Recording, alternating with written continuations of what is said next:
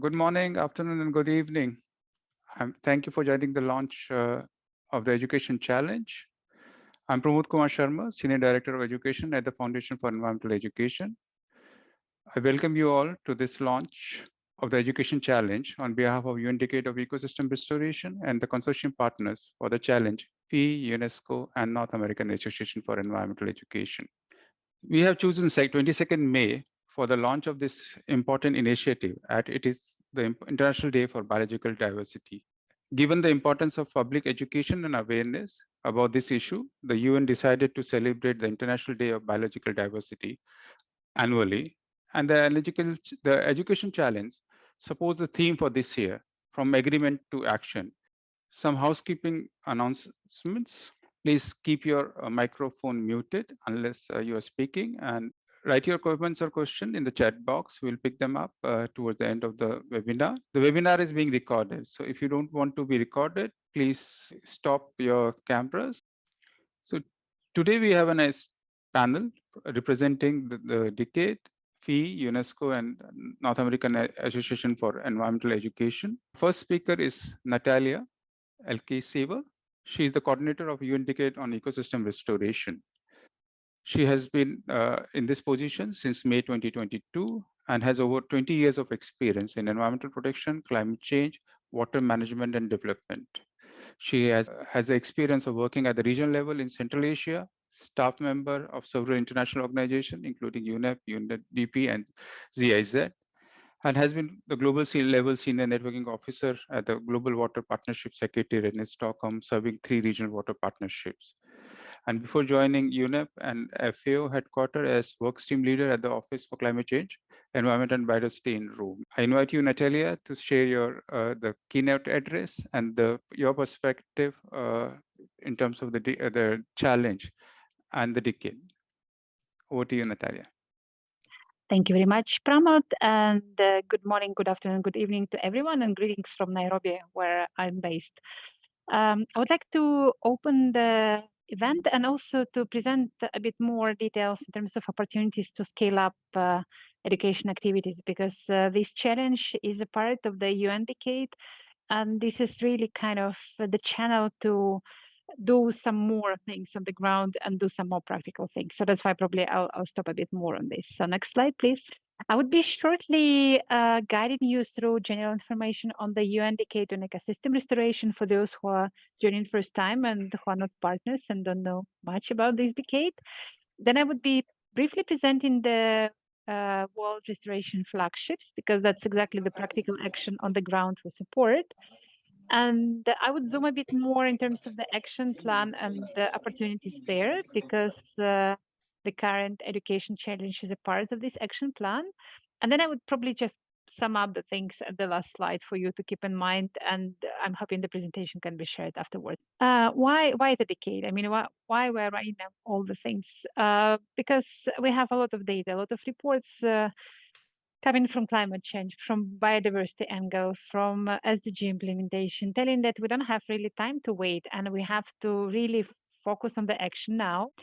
And just to underline that a lot of already kind of degraded ecosystems are causing the also issues in terms of the human well-being, right? And if you're looking also at the climate change, the ecosystems are not able to cope, and they're not able really to kind of bring in all the benefits they can. And the policy background, just to refer to some official documents for you to know, we have a UN General Assembly resolution from 1st March 2019, aiming to prevent, halt, and reverse the degradation of ecosystems worldwide. And the UN Decade is co-led by UNEP and FAO, who are invited to lead in the implementation of the decade in collaboration with secretariats of the Rio Conventions, other relevant agreements, and the entities of the United Nations systems. And the vision, I mean, where we're going is really we're trying to restore the relations between human and nature. And also we're striving to see more and more numbers in terms of the areas of healthy ecosystems, and trying to see less and less ecosystem loss, fragmentation, and degradation, right? So we're really trying to work where it's possible and build on the commitments which are already in place. And as said already, basically the decade is 10 years to restore the planet. And that's why once I would present shortly the flagships, we're really trying to already enhance what's already going on and really to support the existing activities and commitments instead of multiplying the new, how to say, hot air and coming with new numbers. So we're really here to support what's going on. And then, of course, as also underlined before, we're working towards all the Rio conventions and SDGs, right? Instead of also coming with something totally new and hopefully, really, we're building on what's already in. Next slide. Structure very shortly. We do have the partners network, which is in the center. You can see it's at the moment it's more than 230 partners. So these are different types of organizations, starting from UN entities, going to the international IGOs and NGOs, and then having also actors on the ground, which are really implementing the practical activities and the restoration action. On the right side, you would see the task forces. These are more like technical arms. So we're focusing on best practices, finance, monitoring, science, and youth. And on the left side, you see the picture from our latest advisory board meeting, where we have more in terms of inspiration and leading the decade in terms of think tank and kind of coming with new ideas and new, how to say, pathways for the implementation. So why we're saying that we're really moving from the commitment to the action, because as underlined before, as you indicate, we're not really coming with any additional, how to say, targets and additional numbers, but we're really trying to build on what was already promised. And that's why we've been picking up so far 10 restoration flagships, building again on the restoration principles of the UN decade. And these flagships are really the effort to show the practical implementation and hopefully inspire also others to do the action on the ground. So here on the map, you can see the spots with our flagships, and I would be shortly presenting also the next slide with the more information. I would not be going in the details because you can also find all the information from our website. But basically, we've been looking at different ecosystems, different areas, different countries to showcase how the restoration action is happening and what's going on now, right? So it's both terrestrial and oceans. It's also like from the dry lands to the wetlands, really bringing also more like blue and kind of oceans and water dimension, because so far it was a bit of missing link in the restoration. So here you can see on the slide the summary of the flagships we got so far. We will be still having also the next call this year, but the details to be coming. So hopefully the next seminar or the next interaction, you would have more information.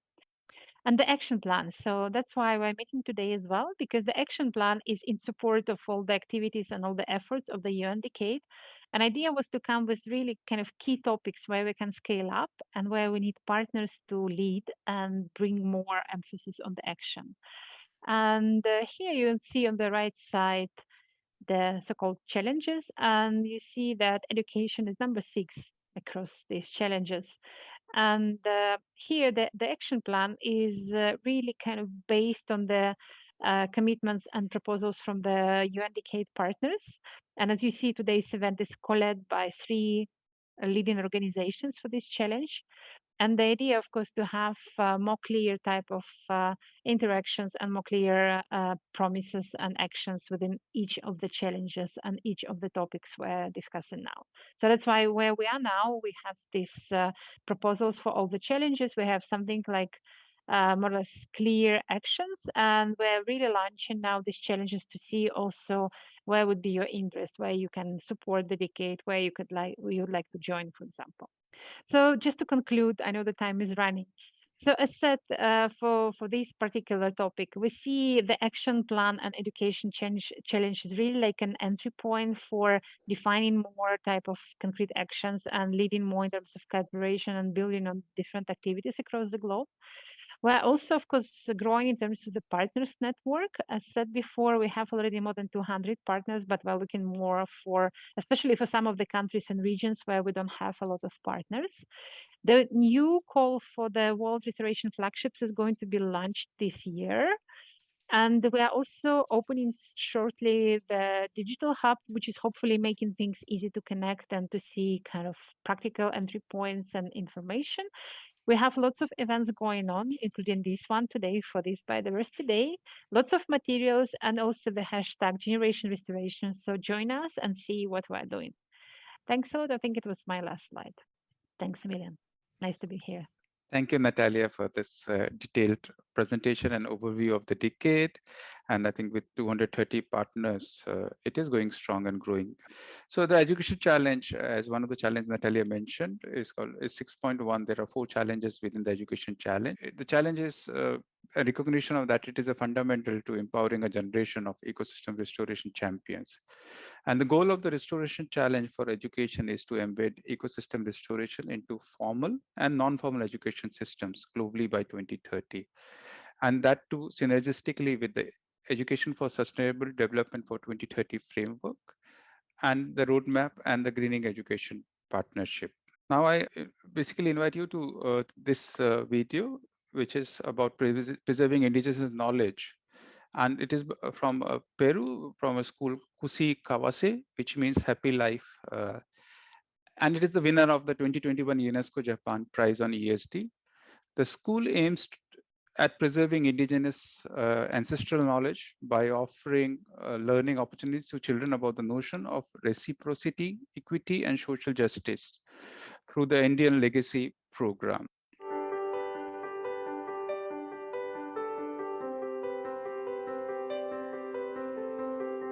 Founded in 2008 by a small group of parents, Kuze Kaze School is an alternative school located in the Peruvian Andes with 100 students from kindergarten to high school level. It offers a well-rounded educational program that draws from a rich body of ancestral Andean knowledge, philosophy and traditions. As part of Kuze Kaze Andean School and Nawepanan cultural events, the Andean Legacy Program offers children the opportunity to learn about notions of reciprocity, equity and social justice. Kuze Kaze means happy life in Quechua. And indeed, here the children and youth learn how to practice buen vivir, which means good living in Spanish, where both land and the community are cared for. The Andean Legacy Program uses indigenous music, dance, weaving, art and gatherings to bring their communities together and empower their cultural identity. The project, which is based on Waldorf pedagogy, develops learning activities that combine education with ancestral heritage and agriculture, as well as put into practice experiential learning with hands-on activities to reflect upon and take action on global challenges such as gender equality and climate change. For example, in response to climate change, the program has been organising gastronomic fairs involving young people in the village of Pisac for the past 10 years. The program aims to achieve zero plastic use and waste while also providing ancestral, organic and sustainable food.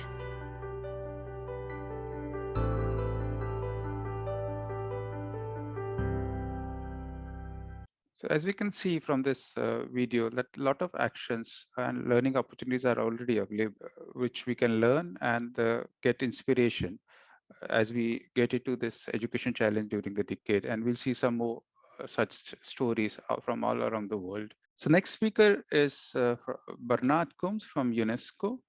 UNESCO is the key partner and along with the North American Association for Environmental Education in this consortium challenge. Bernard coordinates the implementation of the UNESCO's ESD for 2030 priority action areas on accelerating local level actions and on empowering and mobilizing youth to foster local networks and platform for learning and multi-stakeholder collaboration to better integrate ESD programs and protecting into intergenerational dialogue.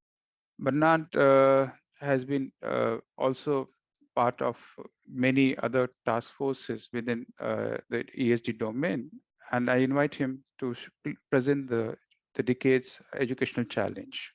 Over to you, Bernard, please. Thanks, Ahmad. First of all, happy Biodiversity Day to everyone. It's a great pleasure to be here with you and introduce some elements of the challenge. I think before introducing those elements, I think we need to keep in mind a few numbers, facts, and figures. For instance, that 32 million hectares of tropical forest have been lost between 2010 and 2015. That 75% of the global land surface has been significantly altered by us, human beings. That 85% of wetlands have been lost since 1700s. That 50% of live coral on reefs have been lost in the last 150 years. That 8.1 million species, 1 million of which face extinction, many within decades. And then finally, that when you look at school curriculums around the world, only about 20% mention biodiversity, let alone mentioning ecosystem restoration. So clearly this challenge is an opportune time to change that tendencies and to change it not only in formal education, but also in non-formal, informal education in terms of getting more and more stakeholders, partners, individuals, organizations to get involved, to share resources, because clearly there are quite a few resources out there. So we need to learn to share them so we don't have to reinvent the wheel every time we want to come up with a training program. We also have to actually demonstrate what does it mean, education for ecosystem restoration. I mean, we have papers, we have briefings on that, but clearly the best way to explain something to someone is to bring them to a site to show them what's actually happening. This ecosystem restoration education challenge is quite an ambitious one. As we've marked by 2030, we want to embed that in all education settings, whether they're formal or non-formal, which means that it's not only in schools, it's not only in national parks, it's any opportunity that can come along within our neighborhoods, within our cities, our countries, to do that. Of course, some of that means that among the outputs will be to kind of map what is happening, what types of examples are there, but also to come up with a curricular framework of methods and approaches so that we can clearly upscale ecosystem restoration to every possible setting.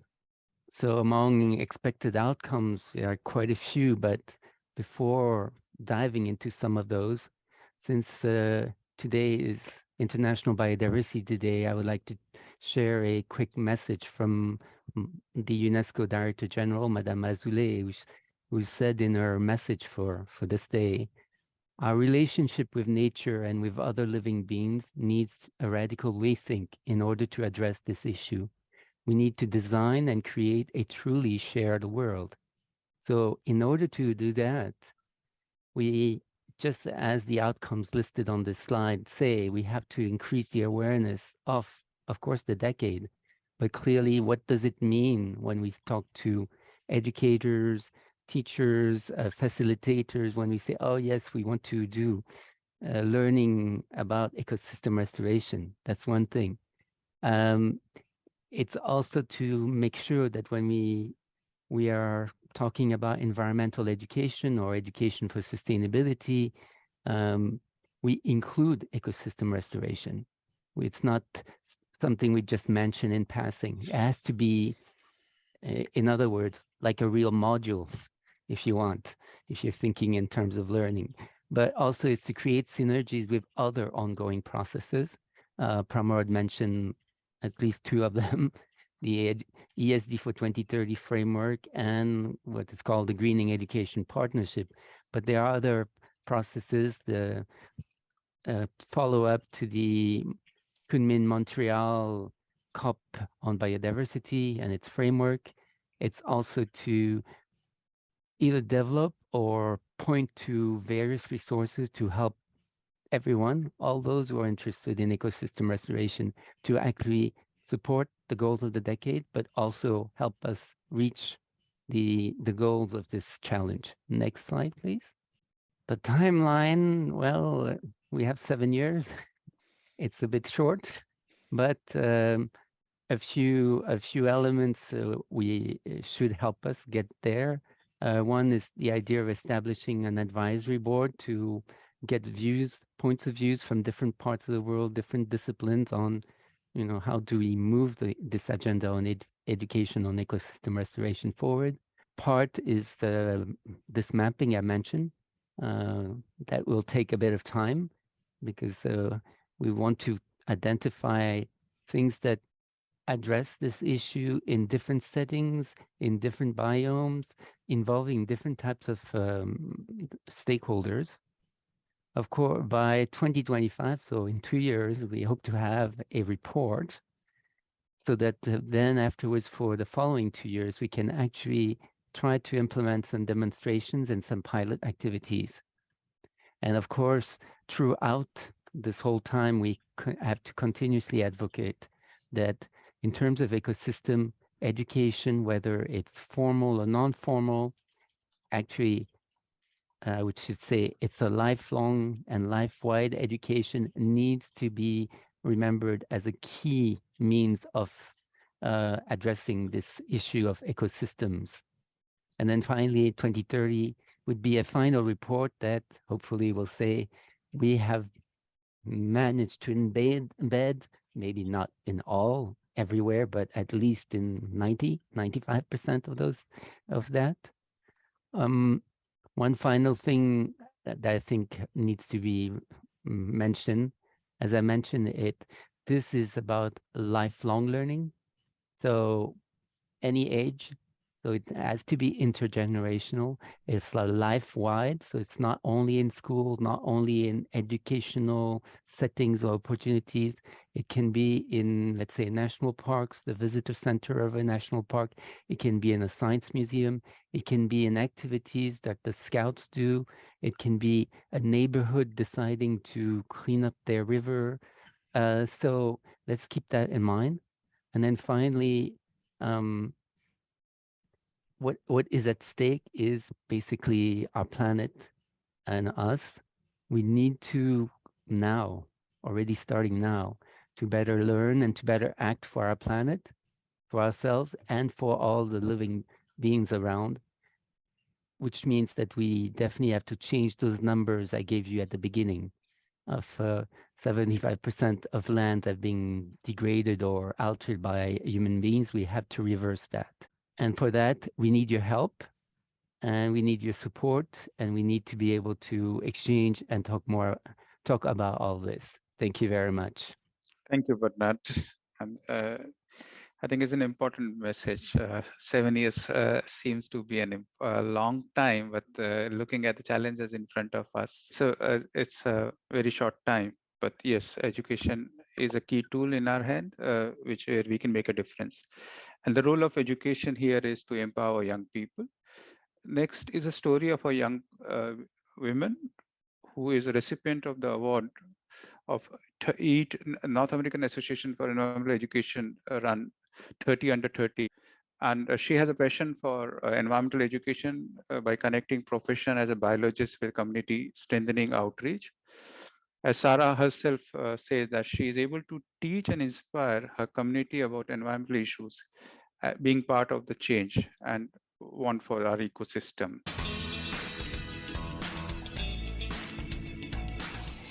Siembras Nativas es un proyecto de educación ambiental y reforestación regional en la provincia de Córdoba, Argentina. Nuestro principal objetivo es generar conciencia sobre la conservación de los bosques nativos y también cómo podemos ayudar a recuperarlos. Para lograrlo, realizamos tareas de reforestación y marcación de los árboles plantados vía GPS con toda la comunidad. Diseñamos talleres sobre germinación, interacciones entre fauna y flora nativa y de ilustración botánica como otra manera de conocer y acercarnos a nuestros bosques. Creamos fichas ilustradas sobre algunas de nuestras especies con contenido de calidad. Generamos contenido en nuestras redes sociales sobre conservación y prevención de fuego. Realizamos capacitaciones virtuales a la comunidad Gracias a la plataforma de líderes ambientales, tuvimos un alcance de más de 30 países. Actualmente seguimos capacitando, reforestando y coordinando cientos de grupos que trabajan reforestación con nativas. Este proyecto se suma a la campaña de reforestación global de Jane Goodall, la campaña de Naciones Unidas sobre restauración ecológica. Te invito a reforestar.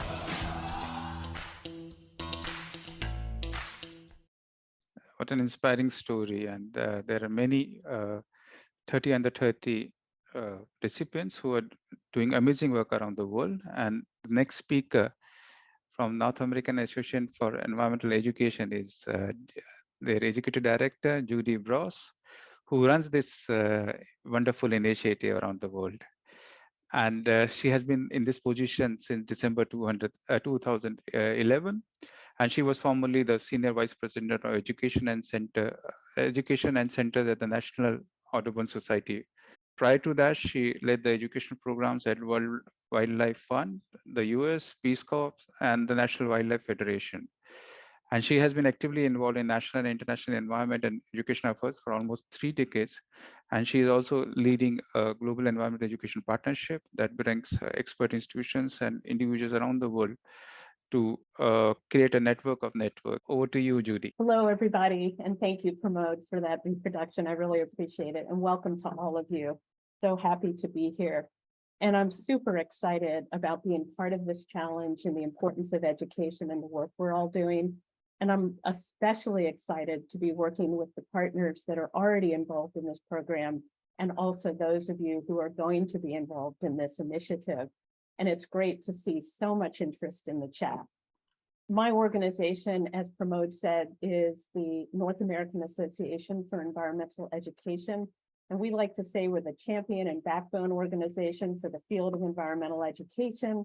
We work across North America and around the world to strengthen environmental education.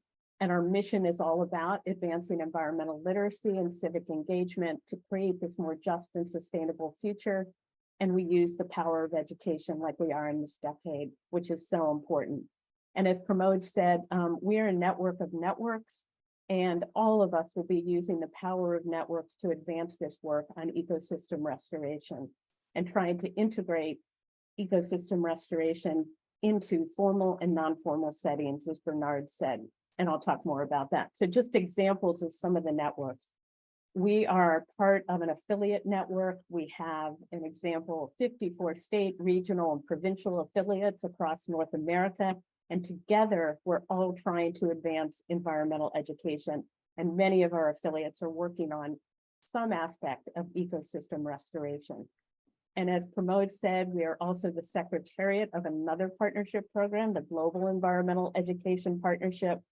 And the GEEP, as we call it, is a network designed to increase learning, share effective practice, and build capacity around the world to strengthen environmental education. And I'm so excited that so many of our advisors like Pramod and Ian and Cindy and others are on the line today. And together we're working to strengthen environmental education.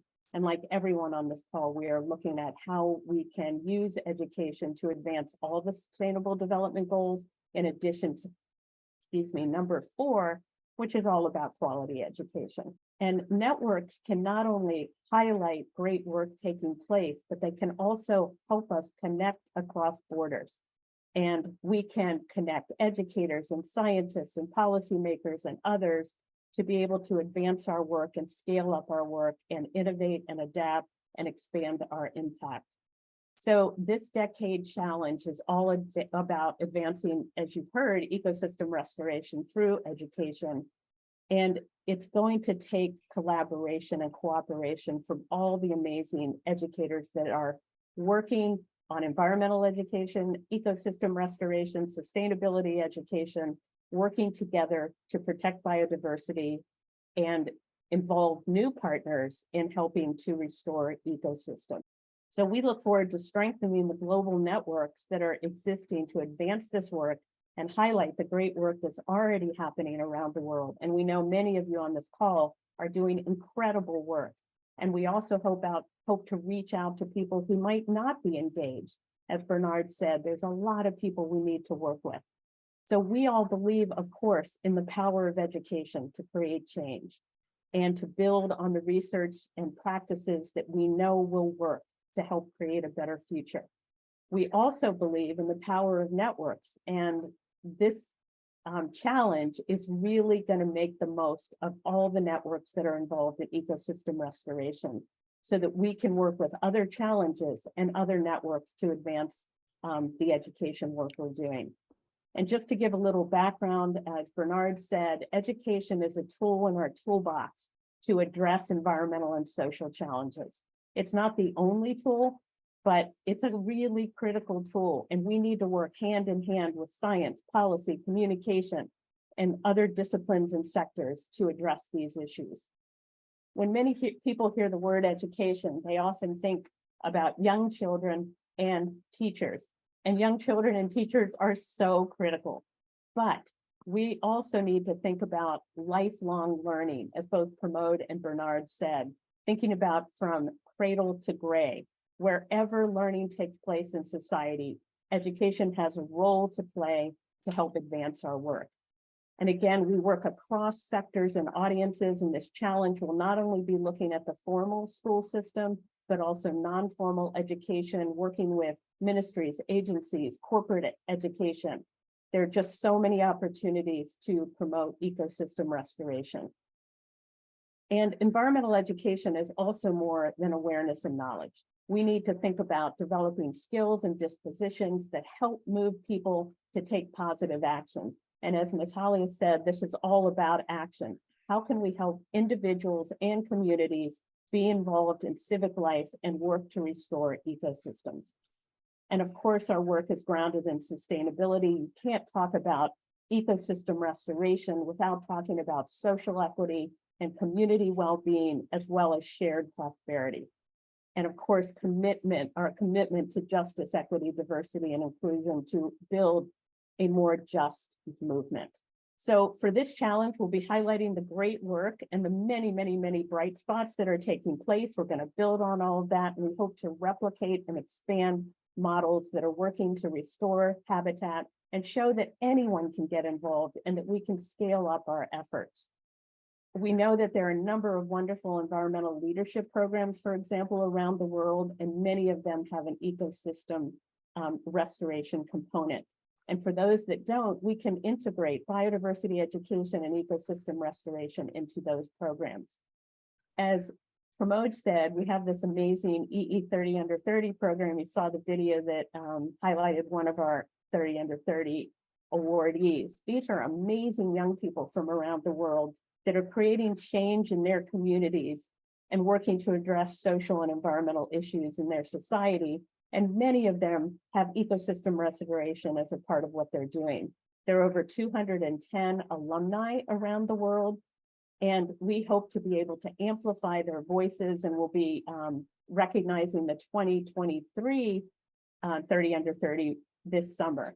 And Nina is on the line, and she runs this program, and she has been amazing at trying to really highlight the voices of young people, which are a critical part of this challenge.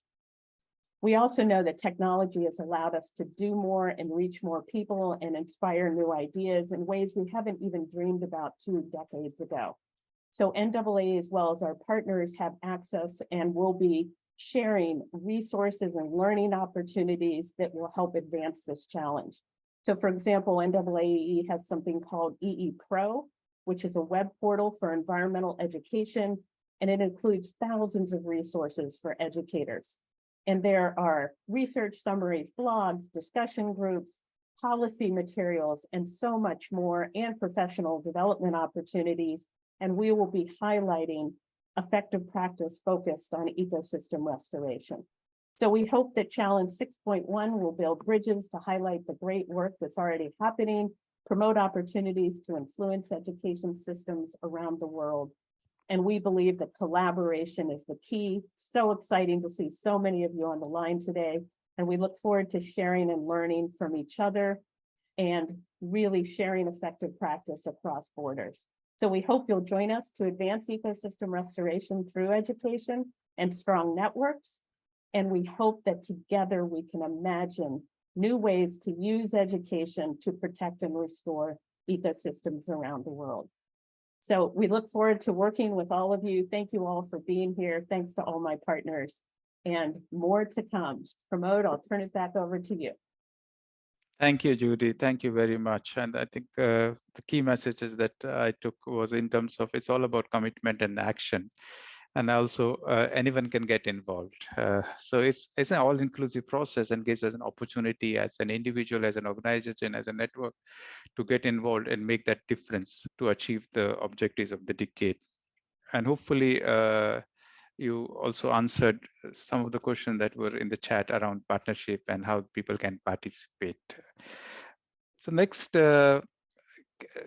example or case study, I would say, is an interesting project that our member Green Growth Asia Foundation implemented in Malaysia.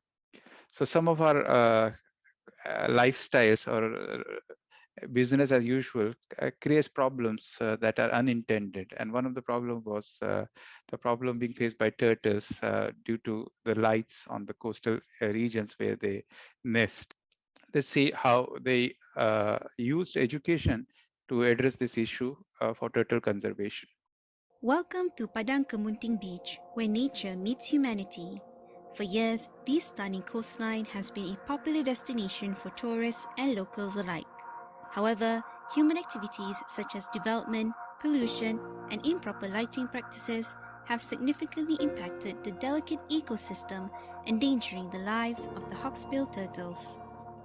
Sea turtle hatchlings rely on the natural light from the moon and stars to guide them towards the ocean. Adversely, artificial lighting from buildings can confuse and disorient them, leading to a tragic end as they follow the light into the urban environment. Fueled by concern and determination, a dedicated group of local communities and vendors came to a startling realization: the threat of street light pollution on the declining hawksbill turtle population, leading to loss of tourism attraction. To address these issues effectively and holistically, a multi-stakeholder collaboration was established to raise funds for further ecosystem and technical studies. These issues were communicated persistently by local communities and, in time, successfully included in a master plan developed by the state government to transform the village into a turtle-friendly village in order to protect the wildlife species. At the same time, boost the affected ecotourism business in the area. In April 2021, Green Growth Asia Foundation, GGAF, in collaboration with WWF Malaysia, Malacca State Government, and Malacca Fisheries Department, launched the Sea Turtle Friendly Lighting Project at Padang Kemunting Beach to solve one of the major causes of the issues. GGAF took the lead in raising the awareness of the streetlight pollution and its detrimental effect on hawksbill turtles by educating the higher level organizations such as state agencies, utility providers, and the state government. This project was funded by the Small Grants Program, a flagship initiative of Global Environment Facility (SGP-GEF), implemented by the United Nations Development Programme (UNDP). The aim was to retrofit 27 units of LED light bulbs, replacing the traditional high-pressure sodium vapor streetlights along the 1-kilometer stretch of Padang Kemunting Beach. Wildlife-based ecotourism such as the Turtle Conservation and Information Center Malacca is an effective tool for promoting the conservation of endangered species and their habitats, playing a vital role in generating income for local communities. Within the Sea Turtle Friendly Lighting Project, GGAF and WWF Malaysia implemented several education outreach programs to educate the youth, local communities, tourists, local vendors, and local agencies about the value of hawksbill turtles in the ecosystem and the ecotourism economy. Other features of this project are the digital library for turtle education for the community, turtle conservation workshops, and the installation of signboards along the beach for tourists, explaining the importance of turtle-friendly lighting. As the national operator of the Eco Schools program in Malaysia, GGAF provides teachers in local schools with a turtle conservation kit. Eco Schools is the largest sustainable schools program in the world, launched by the Foundation for Environmental Education, FEE. This kit provides a step-by-step learning experience using a learning management system which was integrated into science and language teaching plans, further expanding the Education for Sustainable Development ESD initiative of the Eco Schools Malaysia program. Now, this flagship project has become the benchmark for utility providers and the Department of Fisheries Malaysia to retrofit the lights in other sea turtle nesting beaches. By using sea turtle-friendly lighting, actively involving local communities in the management of conservation programs, and adopting the education initiatives, we can create a safer environment for these ancient creatures, promoting the restoration of the ecosystem aligned with the United Nations Decade on Ecosystem Restoration. Join us in the call for the protection and revival of ecosystems all around the world. Let's work together to create a better future for both people and nature. So restoration comes in various ways, and we saw a very good idea. And it's also important to see the role of education, and not just in the formal education system, but at different levels to bring about that change, the transformation that is required.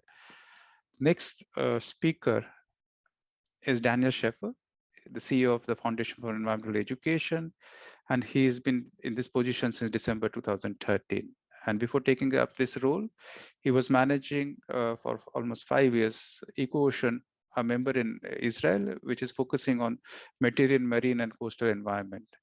Prior to that, he worked for many years as a research vessel captain, combining his love for the sea and passion for the environment. Daniel has a wide experience of working both within the formal and non-formal education systems, and believes education to be a vital tool for positive change. Over to you, Daniel. Thank you very much, Pramod. It's a real pleasure to be here and to see so many people joining us today for this launch. So I'm Daniel Schaffer, and I work for the Foundation for Environmental Education, and we call it FEE.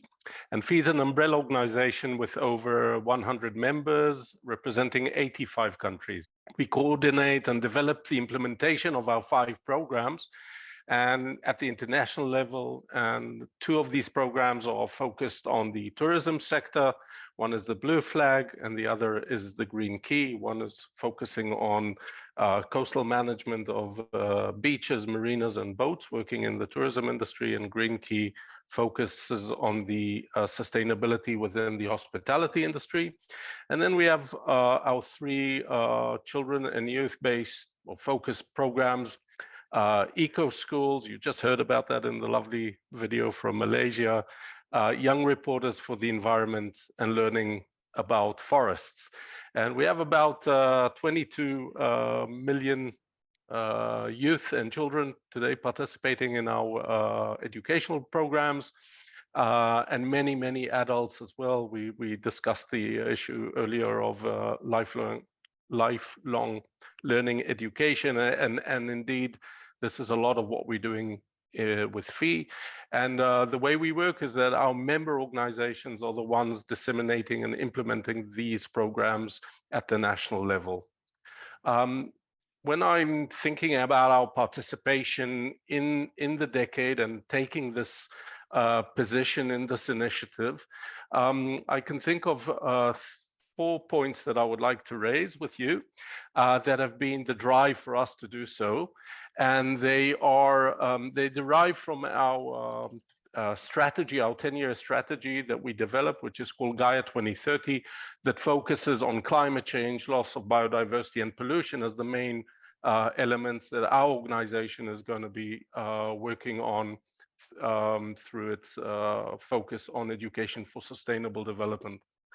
The first point that I want to raise is that we must rekindle the emotional bond between young people and nature.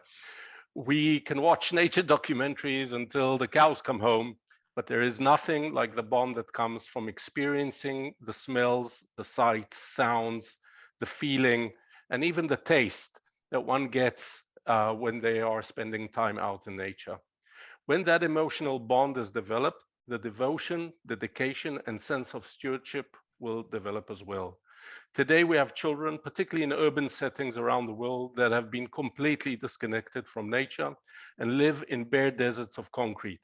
We have to find ways to get them to experience nature by getting them to it and by helping greening their schools and communities so that their experience with nature is at hand.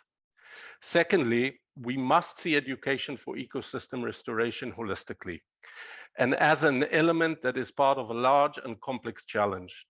Climate change causes desertification and loss of ecosystems, while loss of rainforests will contribute to global warming. Pollution impacts terrestrial and aquatic habitats and species, while also resulting in increased CO2 particles in our atmosphere and accelerating global warming. Things are connected, and they have to be addressed in such a way that educators are not torn between one or the other. Educators should understand and get the opportunity to choose what is relevant locally in connection to the holistic and to the global. Thirdly, we need to educate for solution-based approaches that are not only finger-pointing to others, but generate the understanding that we all have choices to make that can positively impact the things that we feel strongly about. Even if I live in a different country, the things I choose to buy, eat, or wear have impact on ecosystem degradation. We have to educate that this is not only about restoration, but also about prevention. The fourth and last point that has motivated us in FEE to take part in this initiative is that as part of the UN Decade for Ecosystem Restoration, and together with the strong partnership that we have with UNESCO and NAAEE, we have a unique opportunity to listen and learn from the very many who are already engaged in nature-based educational activities all around the world.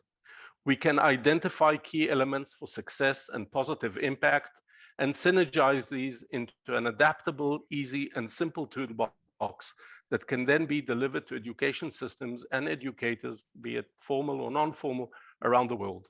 I hope that this toolbox will be able to positively address the first 3 points that I mentioned before. To be able to achieve this, we will have to have the support and engagement of many of you. So I'm calling on all those who can and want to contribute and to share to do so and help us make this journey that we are embarking on today a successful one. Thank you very much. Thank you, Daniel. Thank you very much. And I see a lot of collaboration and a lot of ideas being already shared in the chat. And you can also fill out this form, which is being shared by Arnav in the chat box, or you can scan this code to share your details and how you can contribute to this important challenge within the education challenge which is 6.1, and also help us find ideas and examples from all around the world.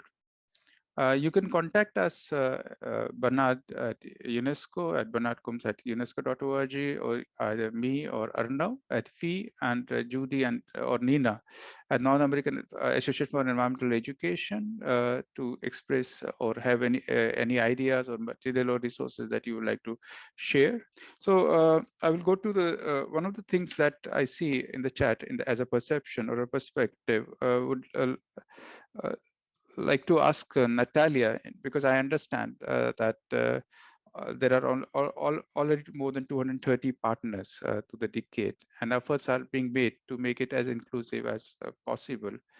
And Natalia, like in terms of how efforts are being done or made to bring synergies within the partners who are part of different challenges, and how that is being encouraged. Thank you for great question. What we do a lot of cross-feeding sessions, and I mean, I saw also the question how to join. I will put in the chat box the link to the partnership framework of the UN Decade.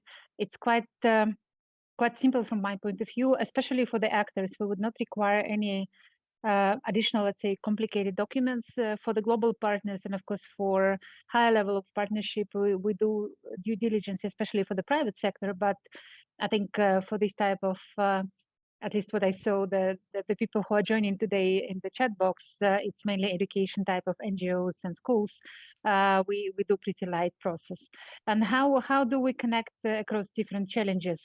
Now we're really trying to formulate a bit better who does what. And then we wanted to do some also exchanges with our task forces, because as I mentioned, for the UN decade, we have also so-called like technical arms.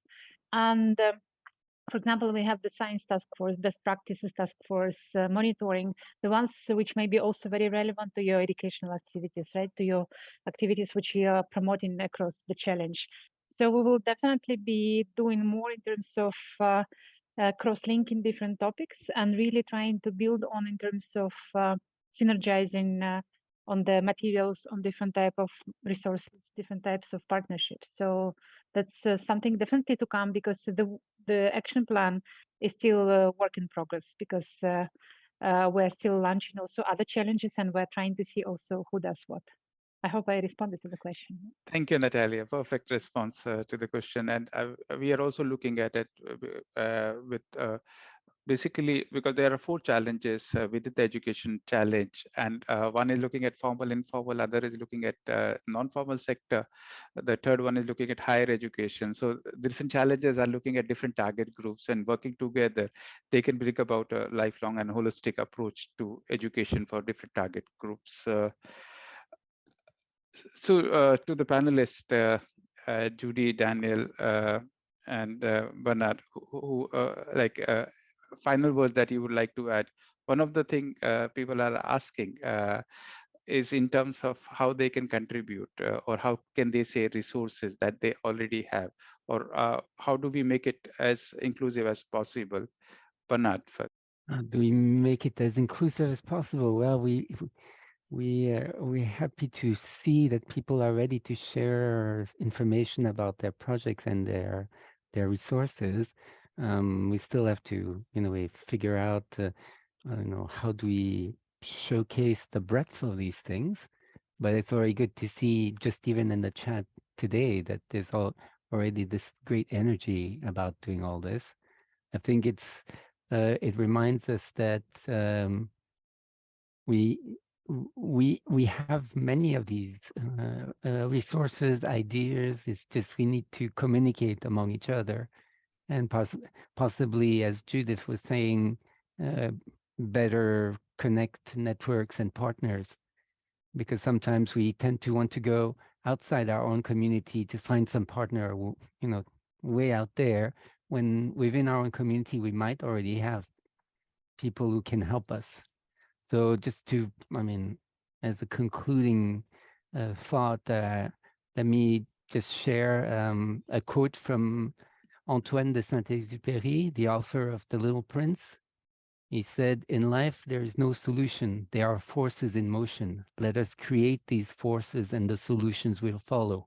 I think for this education challenge, it's the same thing. We can see that there are forces, there are ideas, there are resources. Now we need to bring them together and move them in the same direction, and hopefully the solutions to degraded ecosystems will be found. Over back to you.